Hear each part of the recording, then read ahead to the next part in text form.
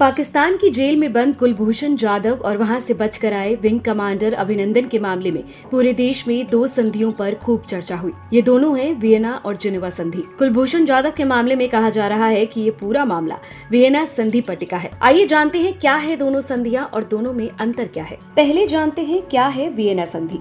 आजाद और संप्रभु देशों के बीच आपसी राजनयिक संबंधों को लेकर सबसे पहले 1961 में वियना कन्वेंशन हुआ था। इसके तहत एक ऐसा अंतर्राष्ट्रीय संधि का प्रावधान किया गया था जिसमें राजनयिकों को विशेष अधिकार दिए गए।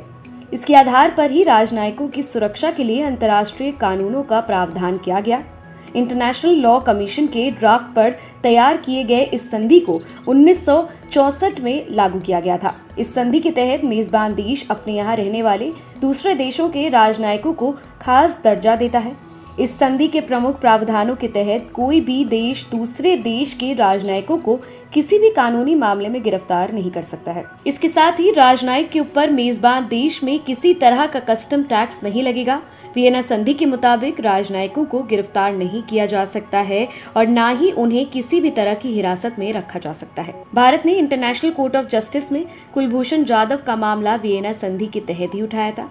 वहीं इसके अलावा इंटरनेशनल कोर्ट में इटली के नौसेना के अफसरों को भारत द्वारा गिरफ्तार किए जाने का मामला इसी संधि के तहत चला था। इस संधि के आर्टिकल 31 के तहत मेजबान देश दूतावास में नहीं घुस सकता है और उसे दूतावास की सुरक्षा की जिम्मेदारी भी उठानी होगी। इसके आर्टिकल 36 के तहत अगर किसी विदेशी नागरिक को कोई देश अपनी सीमा के भीतर गिरफ्तार करता है तो संबंधित देश के दूतावास को बिना किसी देरी के तुरंत इसकी सूचना देनी पड़ेगी। गिरफ्तार किए गए विदेशी नागरिक के आग्रह पर पुलिस को संबंधित दूतावास या राजनयिक को फैक्स करके इसकी सूचना भी देनी पड़ेगी। इस फैक्स में पुलिस को गिरफ्तार किए गए व्यक्ति का नाम, गिरफ्तारी की जगह और गिरफ्तारी की वजह भी बतानी होगी।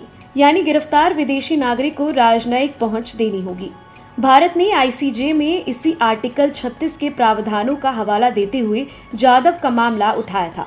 विंग कमांडर अभिनंदन को रिहा करने की मांग भी इसी संधि के तहत उठाई गई थी।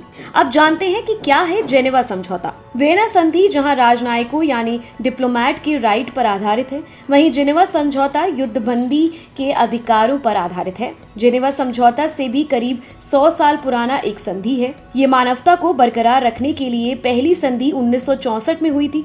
इसके बाद दूसरी और तीसरी संधि 1906 और 1929 में हुई। वर्ल्ड वॉर 2 के बाद 1949 में 194 देशों ने मिलकर चौथी संधि की थी। जब विंग कमांडर अभिनंदन को पाकिस्तान ने अपनी हिरासत में लिया, उस दौरान भारत ने जेनेवा और वियना संधि का हवाला देते हुए बात की थी।